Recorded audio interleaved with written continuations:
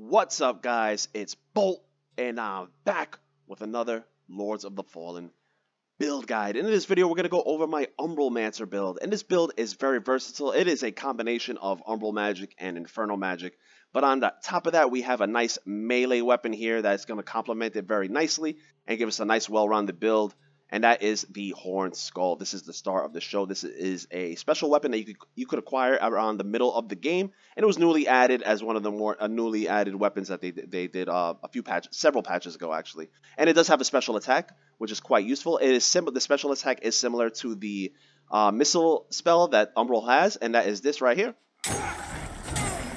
So your character will shoot off those two projectiles. Those two projectiles do home in on the enemy, and once struck, they will debuff the enemy. They lower their defenses. They will take more damage. But on top of that, if you hit the enemy simultaneously with the fist weapon and the projectile, you do massive damage, so it's quite nice. But on top of that, fist weapons are probably the strongest, or one of the strongest weapon types in the entire game, and that is because of the posture damage that they do. So this thing packs a huge punch. It does really, really good damage, and it does insane posture damage. So you got a 2-for-1 special there. And the cool thing about fist weapons is that when you two-hand them, quote-unquote, you dual-wield them. So it gets the moveset of dual-wielding while simultaneously getting the benefits of two-handing the weapon. So it's really cool. And on the Horned Skull, we have the Graphics runes ×3.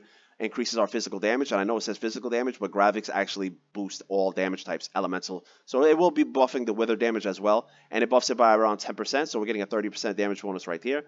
And on the offhand, we are using the Jeffrey Dagger with also 3 graphics runes, and that is because they do stack, and they do add the 30% damage to our Horned Skull as well. And the reason why we want the Jeffrey Dagger is because it weighs the less. It is the lightest weapon that has the all rune slot, quote unquote, all rune slot that can slot in any rune. So we do want the 3 graphics runes, so we want Jeffrey Dagger, lightest weight. We need to be lightweight on this build, and that's why we went with that.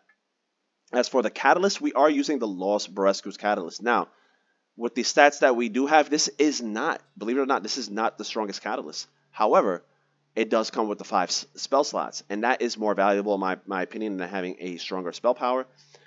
But if you do progress this build to a higher level, which I do encourage you guys, especially if you are going to higher new game pluses, this is a new game.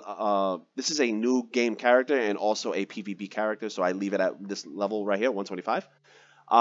So if you do want more spell power, then at this level, then you're going to use the Nahuda effigy, but you're only going to get 3 spell slots. So I prefer the 5 spell slots because I do utilize all of these spells. And if you're not going to utilize all these spells, then by all means, do the Nahuda effigy. But at 40 Rad and 40 Inferno, this is the strongest catalyst in the entire game. We're not there yet, so obviously the Nahuda effigy is stronger. But endgame, 40-40, Lost Berescu's catalyst is the strongest. Let's get into the spell breakdown, what I use. So my sniping spell, what I use for PvE to snipe enemies from distance, I kind of rotate this. So I'll usually use Latimer's Javelin, really, really strong sniping spell. Has good distance, but it does drop off a little bit. It has that little arc on it, so it will drop off a little bit more difficult to use. But it does pure physical damage, which is nice. So enemies who are weak to just pure physical damage, I'll use that for. But I'll switch it up, and I'll use Magma Surge. And this is probably the best sniping spell in the entire game, in my opinion, because it just reaches so far. It does have a delay, but a lot of times the enemies won't even look at you or move around, so you get an easy kill. I'll also use, if the enemy's weak to Wither and they're very slow, I'll use Martyrdom. Not the best spell in the game, but it's nice to mix it up. And and enemies who are weak to Wither, this will do a lot of damage to them. So, yeah, can't go wrong with that. And then for PvP, what I like to use is not that one, UMBRAL Agony. This spell is so good for PvP. And how you use it, I know you'll shoot it and you're like, oh, this doesn't do anything, right? Oh, look at that, just floating there, and then it'll just detonate, blah, blah, blah. But if you shoot this thing into the ground like this, it explodes immediately. Huge AoE. It will hit your opponent, and it will destroy their posture meter, immediately. Right after that, you could do a parry or a kick, leave them open for a Grievous Strike. GG's, they're dead. Very strong weapon, very strong spell in PvP. let's go on to the next spell here. What I use, and this is my Room Clearer, Seismic Slant. This is the best spell in the entire game, in my opinion, in terms of just PvP usefulness and PvE. This thing will clear an entire room, and it has reach, and it's just hits multiple times for crazy damage. It's just so good. Only thing is, guys, just do not spam that damn spell in PvP, man. That's toxic. It is a good spell. I do use it in PvP, but I use it as a heal punish. If somebody's trying to run away from me as a chase down to be aggressive, or a spell punish. If somebody's going to try to be cheesy and cast like Aureus' Judgment or something on it, they'll leave themselves open. I'll hit them with that. Just don't spam it over and over, please. But for boss fights, guys, let's go into the best boss killing spell in the entire game, and that is Barrage of Echoes. You've seen in the video how strong this spell is, and similar to Umbral Agony, you're gonna want to shoot this thing. Oh, wrong spell. You're gonna want to shoot this spell into the ground like this, and if all of those eyes hit the hitboxes of your boss, they're getting deleted. The damage is absolutely absurd. Do not aim this at the boss. You're gonna have to aim it into the ground and into their hitbox, and it will just melt their health bar. It's just so good. You could use it in PvP as well. It's a little bit more difficult to use than Umbral Agony. But so if you have good aim and you can aim those all those eyes at your opponent, then by all means use it. But I find just more success using Umbral Agony in PvP, and in PvE I use the Barrage of Echoes. Switch that back. Next we have the Poison Weapon. Now we went with Poison Weapon because not only does this give you the poison debuff, but it also gives a physical damage buff on your weapon. And what I noticed that not only does spell power increase the poison weapon, this spell, but also the scaling of the weapon you're using it on. So weapons that have really high scaling get even more benefit from the poison weapon, and also something like Lacerating Weapon, which also boosts physical damage. So the Horn Skull has an A scaling in strength, which is quite high. So the poison weapon on top of the Horn Skull makes this thing do bonkers damage. This thing does so much damage when it's buffed with the poison weapon spell. It's crazy, and this is going to let us hang with those big dogs, the big grand weapons. You know, those hammers, those grand swords. This lets us hang. We're not so fist weapons do crazy posture damage, and then with the poison weapon on top of this, you're doing like grand weapon type damage. Really, really, really strong. And again, this makes this build very versatile in terms of being a spellcaster and a melee character simultaneously. And then for the last two slots, guys, I use the buffs from the Inferno school, and that is Adir's Rage, which is going to give us 10% damage to all of our damage buff, which is nice. Since we are utilizing melee and spellcasting on this build, we're getting a damage buff to both. And then we have Adir's Hardiness, which is going to give us around a 25-30% damage reduction bonus, which is what we need because we are in the light roll category. Our defenses are kind of low on this build.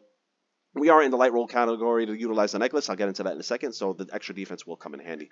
And then as far as the armor is concerned, the fashion in this game is the best in any Souls-like game ever. And I really like the look of this character. It looks like some evil madman, scarecrow, killer guy. I don't know. But it looks really good with the horn skull, with the color I got on. And that is the Pirate Cultist hood, the Condemned garb, the Corrupted Pilgrim bandages, and the Future Child leg wrappings. Feel free to use whatever armor you like, or if you want more defense, then feel free to go heavier armor, but just be warned that your necklace won't be as strong. You might actually have to change the necklace if you do not want to be in the light roll category.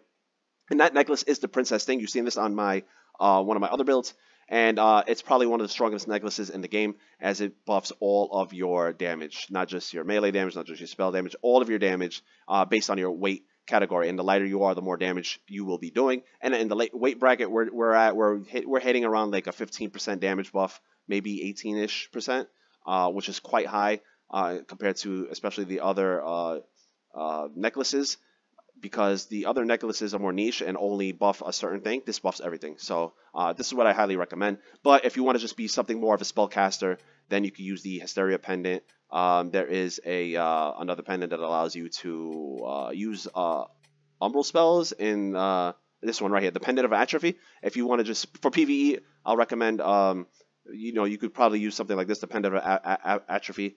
It lets you use Withered Health instead of mana, so you'll have infinite mana essentially. So that's another route you can go if you don't want to use the Princess thing. And as far as the rings are concerned, we have the Adir Kamar ring. This is going to give us a 10% damage bonus to our melee when two-handing. And again, I went over it. When you two-hand your fist weapon, you dual-wield it essentially. It counts as two-handing, and we get the damage off from that. And then in order to cast the Infernal spells, we are using the Charred Root. Those are the two rings. And this is acquired quite early on. I think you beat the Progeny. Yeah, you get this. This is acquired maybe like mid-game. The Dear Kamar ring.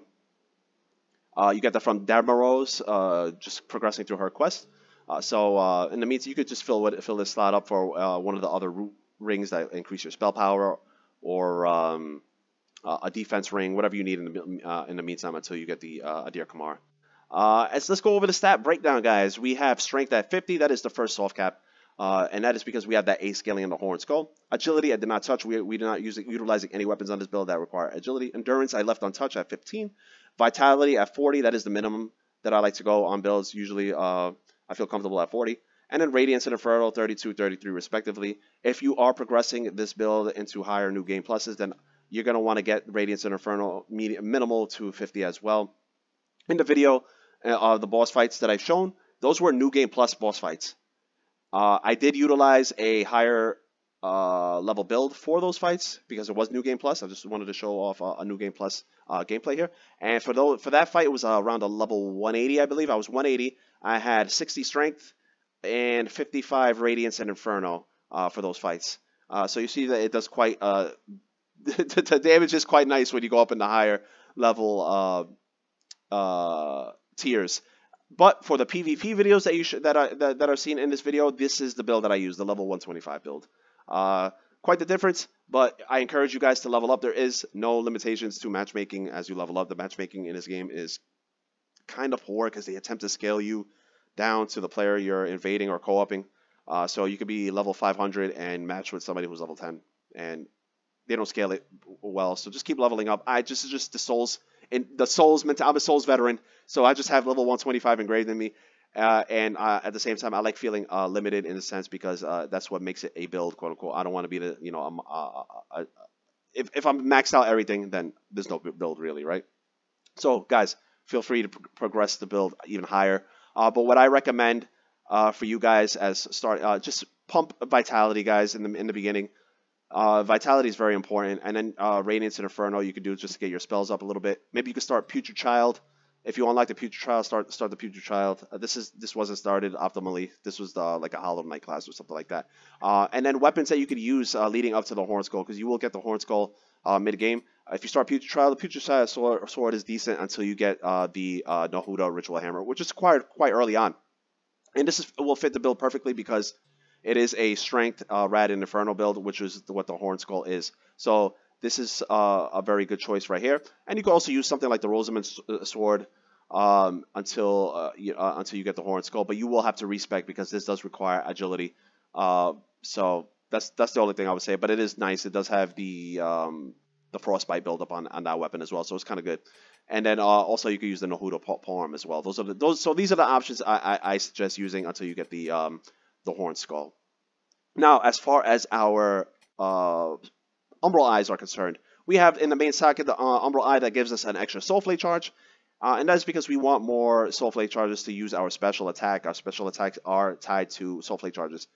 Secondary slot is an extra Soulflake charge as well, and then regaining the Soulflake charge while in Umbral. So if you're fighting a boss while in Umbral, you'll essentially have infinite special attacks. They'll be dead by then because this build absolutely melts. The Horn Skull is just so strong and it just will absolutely melt the boss. But yeah, if you're on Umbral, feel free to spam that damn attack every chance you get and just watch things die. But that's about it. This build is very versatile, very good at all situations. Spellcasting melee will hold your own in any situation. It's quite nice. Can't cover any boss weakness that you see. And yeah, I think Umbral is really slept on. It does take a little bit of time to build it, but once you get it built, it is incredibly strong. But let me know what you guys think in the comment section below. What do you guys think of Umbral Magic? What do you think of the hybrid build here? Do you guys prefer going all in on Umbral, or do you prefer mixing up two schools together like I did here? You know, Radiance and Umbral, or Radiance and Inferno. Let me know your comments. And what is your favorite school of magic in this game? That's it. Hope you guys enjoyed the video. Hope you found it informative. If you did, please guys, consider dropping a like on the video. Please consider sharing it and subscribing if you have not done so already. And I'll catch you guys on the next one.